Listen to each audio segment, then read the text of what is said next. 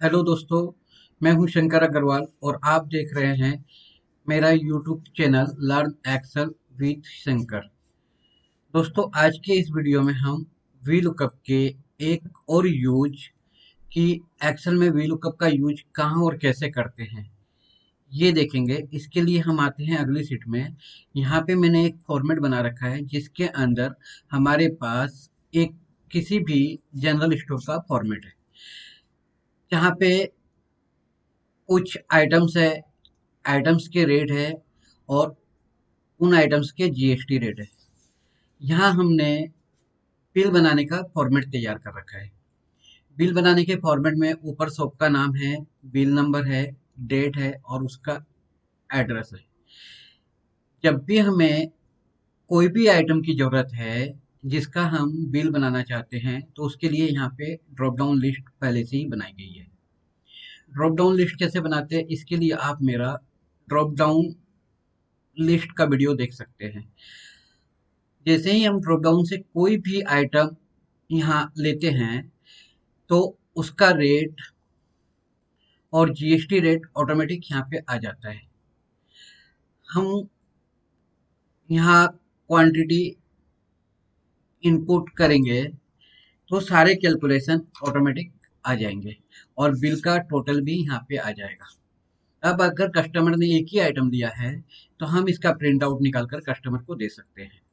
और अगर कस्टमर दूसरी और कोई आइटम लेता है तो हम जैसे ही ड्रॉप डाउन से दूसरी आइटम को यहाँ लेते हैं, मान लेते हैं कस्टमर ने कोलगेट भी लिया है, तो हमने यहाँ कोलगेट लिया और जैसे ही कोलगेट की क्वांटिटी यहाँ लिखते हैं तो कोलगेट का रेट और जीएसटी रेट तो पहले ही आ चुका था। फाइनली पूरा का पूरा कैलकुलेशन टोटल के साथ यहाँ पे आ जाता है। अगर फिर तीसरी आइटम भी हम यहाँ पे इनपुट करते हैं और उसकी क्वांटिटी लेते हैं तो ये ऑटोमेटिक अपडेट होता जाता है और फाइनली बिल बनता जाता है। हम आगे एक आइटम और डाल करके देखते हैं और उसकी क्वांटिटी लेते हैं तो इस तरह से हमारा बिल अपडेट होता जाता है। तो दोस्तों, ये मैंने कैसे किया है इसके लिए हम आते हैं अगली शीट में।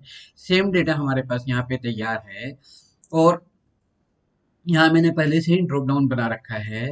यहाँ पे फॉर्मूला लगाया हुआ है वी वी लुकअप का और जीएसटी रेट में फॉर्मूला लगाया हुआ है वी लुकअप का। पहले मैं ये सारे फॉर्मूले को यहाँ से डिलीट करता हूँ। यहाँ से जीएसटी के वी लुकअप के फॉर्मूले को भी डिलीट करता हूँ।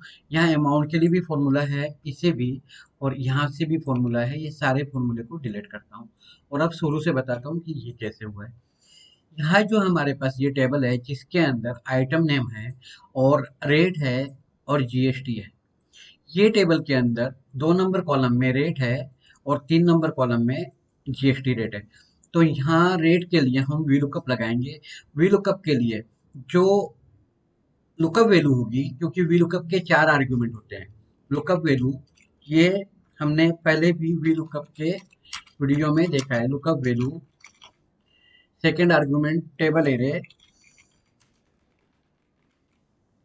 फिर कॉलम इंडेक्स नंबर और उसके बाद रेंज लुकअप जिसके लिए हम जीरो यूज करते हैं। तो लुकअप वैल्यू हमारी होगी मिल्क, रिफाइंड, राइस या इनमें से कोई भी नाम।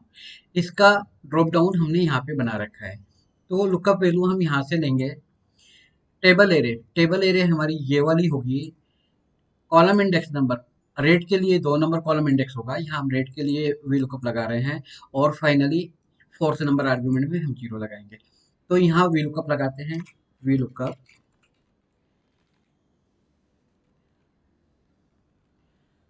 लुकअप वैल्यू को यहाँ से लेते हैं। टेबल एरिया हमारी ये वाली होगी। कॉलम इंडेक्स नंबर 2 होगा क्योंकि रेट 2 नंबर कॉलम में है और फिर जीरो। और ये फॉर्मूला को नीचे तक हम ड्रैग कर देंगे। अब जैसे ही यहाँ से कोई भी आइटम हम लेंगे तो आइटम का रेट हमारा यहाँ ऑटोमेटिक आ जाएगा। 2 नंबर टेबल का हमने रेफरेंस दिया है वी लुकअप में और 2 नंबर टेबल में रेट है तो यहाँ पे रेट आ जाएगा। इसी तरह अगर हम कोई और आइटम यहाँ से लेते हैं तो उसका रेट आ जाएगा। अब जीएसटी, जीएसटी के लिए हम फिर से वी लुकअप लगा सकते हैं, या यहाँ से ऐप को क्लिक करेंगे और वी लुकअप इक्वल टू छोड़ के वी लुकअप को कॉपी कर लेंगे, एंटर मार के बाहर आएंगे, यहाँ इक्वल टू लगाएंगे और जो हमने कॉपी किया था उसको पेस्ट करेंगे। सिर्फ बाकी सारे फॉर्मेट सेम टू सेम रहेंगे, जितने भी आर्गुमेंट है वो सारे सेम है, सिर्फ कॉलम इंडेक्स नंबर 3 हो जाएगा क्योंकि जीएसटी नंबर हमारे 3 नंबर कॉलम में है। और ये फॉर्मूला को भी यहाँ से हम ड्रैग करेंगे। अब ये जो अमाउंट होगी कि कस्टमर ने क्वांटिटी कितना लिया है और उसका रेट क्या है, इसका मल्टीप्लाई, तो इन दोनों सेल को मल्टीप्लाई करेंगे, यहाँ पे अमाउंट आ जाएगा। अगर राइस है और उसका रेट 45 रुपीज के जी है, अगर 10 के जी राइस होता है तो उसका 450 का अमाउंट होता है, यानी 10 multiply 45, this cell multiply this cell equal to 450। अब जीएसटी रेट 5% है, तो 450 के अमाउंट पे 5% जीएसटी रेट से जीएसटी अमाउंट कितना होता है, इक्वल टू 450 को मल्टीप्लाई करेंगे 5% से, यानी I9 सेल को J9 से मल्टीप्लाई करेंगे तो जीएसटी अमाउंट होगा 22.50, और फाइनल अमाउंट हो जाएगा जो अमाउंट आइटम का है और प्लस जीएसटी का जो अमाउंट है। अब ये सेल को भी, ये क्वांटिटी के सेल को ड्रैग नहीं करेंगे क्योंकि ये तो हमें खुद लिखना पड़ेगा कि कस्टमर कितनी क्वांटिटी ले रहा है। ये अमाउंट के फॉर्मूला को भी यहाँ तक हम ड्रैग करेंगे, इसको भी नीचे ड्रैग करेंगे और इसको भी नीचे ड्रैग करेंगे, और यहाँ पे फॉर्मूला लगाएंगे सम का इन सारे सेल के लिए। तो यहाँ से हम ऑटो सम से भी सम का फॉर्मूला लगा सकते हैं, या अल्ट इक्वल टू से भी लगा सकते हैं, और ये सारी सेल हमारी रहेगी। अभी तक हम हमारे कॉन्सेप्ट में सही जा रहे हैं, लेकिन ये जो नॉट एप्लीकेबल आ रहा है, ये क्यों आ रहा है, क्योंकि यहाँ जो हमने फॉर्मूला लगाया है, फॉर्मूला में लुकअप वैल्यू ये सेल का दिया है और ये सेल में अभी कुछ नहीं है, तो ये नॉट एप्लीकेबल का एरर आ रहा है। और जैसे ही हम यहाँ से कोई भी आइटम लेते हैं तो वो नॉट एप्लीकेबल का एरर हट जाता है। तो ये नॉट एप्लीकेबल के एरर को हटाने के लिए हम यहाँ एक फॉर्मूला और ऐड कर सकते हैं, इफ एरर का। इफ एरर का फॉर्मूला क्या काम करता है, पहले मैं ये सेल में आकर F2 प्रेस करता हूँ, इससे वो फॉर्मूला ओपन हो जाता है। अब इस फॉर्मूला में अगर हम इफ एरर का एक फॉर्मूला और ऐड कर दे, तो इफ एरर का फॉर्मूला के आर्गुमेंट है कि पहला वैल्यू और दूसरा वैल्यू इफ एरर, तो इसके लिए वैल्यू तो वही हो जाएगी जो वी लुकअप हमें रिटर्न करेगा, जो आउटपुट देगा, ये हमारी वैल्यू हो जाएगी। पहला इफ एरर का पहला आर्गुमेंट के लिए ये फॉर्मूला हमारा काम करेगा, और उसके बाद अगर एरर आता है तो एरर के बदले हमको क्या रिटर्न चाहिए, हमको कुछ नहीं चाहिए, सिर्फ ब्लैंक चाहिए। और फॉर्मूला के अंदर ब्लैंक के लिए हम लोग डबल कोट 2 बार यूज करते हैं, यानी double inverted coma double inverted coma, इसका मतलब होता है ब्लैंक। अब यहाँ से इसको यस करेंगे और इस डिरेक्ट कर देंगे। अब जहाँ पे भी एरर आएगा, इफ एरर का फॉर्मूला उसको ब्लैंक में कन्वर्ट कर देगा। सेम यही फॉर्मूला यहाँ लगाएंगे, यहाँ लगाएंगे, यहाँ और यहाँ, जहाँ जहाँ हमने फॉर्मूला लगाया है। F2 से हम इसको ओपन करते हैं और इफ एरर का फॉर्मूला ऐड कर देते हैं, और उसके बाद ये हो जाएगी वैल्यू। इफ एरर के लिए हम ये वैल्यू को रखते हुए कॉमा प्रेस करते हैं, और अब आते हैं अगले आर्गुमेंट में, वैल्यू इफ एरर। यहाँ पे भी हमको ब्लैंक ही चाहिए अगर एरर आए तो ये भी अगर एरर आए तो ब्लैंक में कन्वर्ट कर देगा। इसी तरह ये सबके अंदर हम इफ एरर का फॉर्मूला लगा करके एरर के बदले में ब्लैंक आए ऐसा करते हैं, और ये इसके लिए वैल्यू हो जाएगी। और फिर डबल कोट यहाँ से इसको भी डायरेक्ट करते हैं, इसके साथ भी इफ एरर ऐड करते हैं, ये इसकी वैल्यू हो जाएगी, और फिर डबल कोट लास्ट यहाँ पर भी करना है। एक और बचा है, यहाँ से हमने लिया इफ एरर और कॉमा डबल कोट, और यहाँ से इसको भी ड्रैग कर देते हैं, इसको ड्रैग नहीं किया था, और यहाँ से इसको भी ड्रैग कर देते हैं।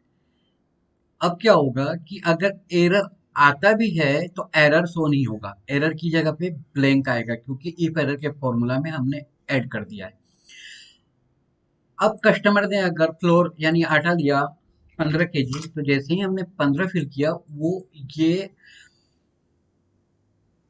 क्वांटिटी के सेल में आ गया, और क्वांटिटी के सेल में जैसे ही आया, यहाँ पे हमने इन दोनों को मल्टीप्लाई किया था, यहाँ पे वैल्यू आ गई। जैसे ही यहाँ वैल्यू आई, जीएसटी की वैल्यू आ गई, क्योंकि जीएसटी के लिए हमने ये दोनों को मल्टीप्लाई किया था। और जैसे ही जीएसटी की वैल्यू आई, ये सेल में वैल्यू आ गई, क्योंकि ये सेल और ये सेल प्लस होकर के इतना आ गया। तो आगे हम ये सब भी फिल करके देखते हैं। इस तरह फाइनल टोटल आता जाएगा। यहाँ पे भी हमने सम का फॉर्मूला लगा रखा है। अगर कस्टमर और भी आइटम लेता है, तो हम आइटम यहाँ से बढ़ाते जाएंगे, और अगर नहीं लेता है, तो इतने ही बिल को हम प्रिंट करके यहाँ पे रिफाइन, ये फॉर्मूला में यहाँ पे थोड़ा चेंजेस होगा, क्योंकि जब हम फॉर्मूला को ड्रैग करते हैं, तो ये लिस्ट हमारी फ्रीज होनी चाहिए, और हमने रेट में और जीएसटी में इसको फ्रीज नहीं किया है। तो यहाँ आकर के सबसे पहले ये रेंज को हम फ्रीज करते हैं F4 से, और फ्रीज करने के बाद ये फॉर्मूला को यहाँ से ड्रैग करते हैं।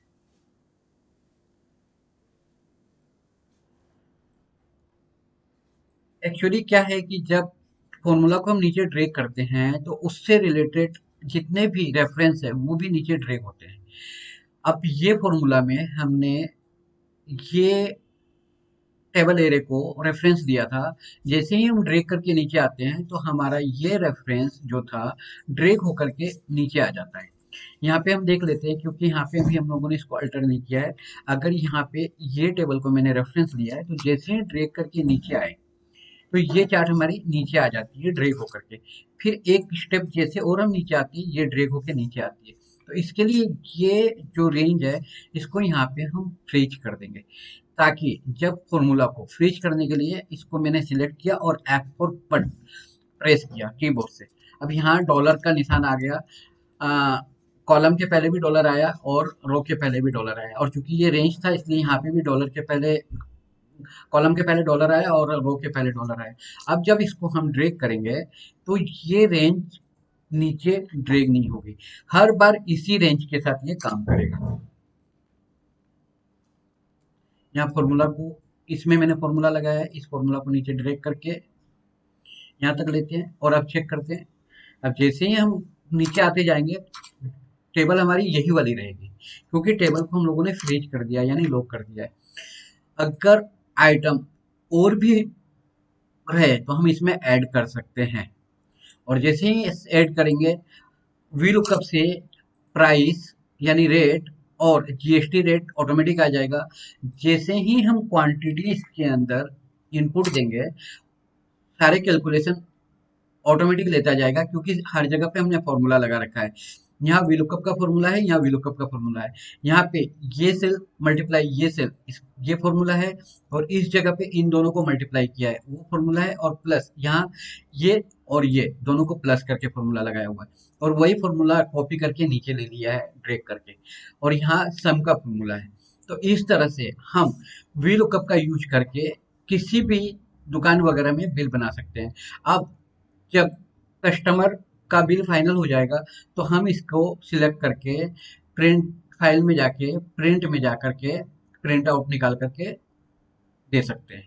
और उसके बाद जब अगला कस्टमर आएगा, तो यहाँ पे हम बिल नंबर को चेंज कर देंगे, और ये सबको हम क्वांटिटी और आइटम को वापस यहाँ से ब्लैंक कर देंगे। अब अगला कस्टमर ने जो भी आइटम दिया, वो आइटम लेंगे, उसकी क्वांटिटी लेंगे, और क्वांटिटी लेने के बाद दूसरी आइटम लेंगे, दूसरी आइटम की क्वांटिटी लेंगे। तो सिर्फ हमें आइटम को लेना है ड्रॉप डाउन से, और क्वांटिटी को लिखना है, क्योंकि क्वांटिटी तो कस्टमर जो लेगा वही हम डाल सकते हैं, ना तो इसको फॉर्मूला से यूज कर सकते हैं, ना ड्रॉप डाउन बना सकते हैं। कारण क्वांटिटी कस्टमर ने जो मांगा है, वो हमें इनपुट देनी पड़ेगी। इसी तरह वो ऑटोमेटिक बिल बनता जाएगा, फिर इसका प्रिंट आउट निकालेंगे, कस्टमर को पकड़ा देंगे, अगले कस्टमर के लिए हम यहाँ पे बिल नंबर फिर चेंज करेंगे, और इस तरह से हम बिल बनाते जाएंगे। यहाँ पे जो डेट है, यहाँ पे डेट के लिए मैंने टुडे का फॉर्मूला लगाया है, वो इसलिए कि जिस दिन हम अपनी एक्सेल की फाइल को खोलते हैं, उस दिन की डेट ऑटोमेटिक आएगी, क्योंकि टुडे का फॉर्मूला डेट को ऑटोमेटिक अपडेट करता है। आज 22 तारीख है, तो यहाँ पे 22 सितंबर आया है। जब हम एक्सेल की सीट को बंद कर देंगे और कल ओपन करेंगे, तो ये ऑटोमेटिक 23 तारीख हो जाएगी। इसके लिए मैंने वीडियो बनाया है टुडे डेट शॉर्टकट का, वो आप चैनल में जाके देख सकते हैं। दोस्तों, उम्मीद करता हूँ कि ये वीडियो आप लोगों को पसंद आया होगा।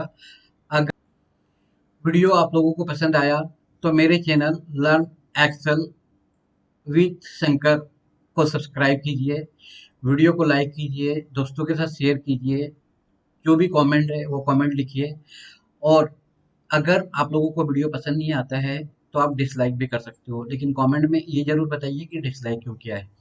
दोस्तों, मिलते हैं अगले वीडियो में एक नए टॉपिक के साथ। तब तक के लिए जय हिंद, वंदे मातरम।